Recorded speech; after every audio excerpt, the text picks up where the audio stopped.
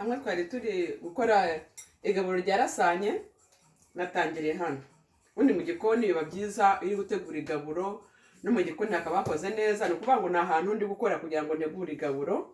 Hano hari ameza turi burireho, hano akaba ari ahantu mbese ni mu gikoni nteguraho ibintu byose byo mu gikoni nk'uko mwabonye.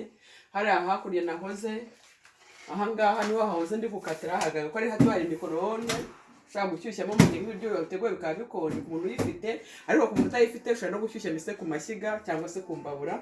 Ibi ni bimwe nababeretse mu bikoresho byarasanye byose twakoresheje unabirangije.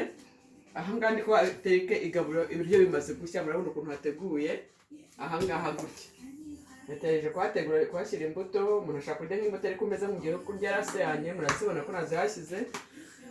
Ibiryo bimaze gushya ndabitegura mbitereka ahangaha ku buryo buri wese ari buze kuza akisereva. Ushaka kuhatereka umuntu akisereva cyangwa ukaba wabitera ugashyira mu ibakure ukaba watereka hariya ku meza.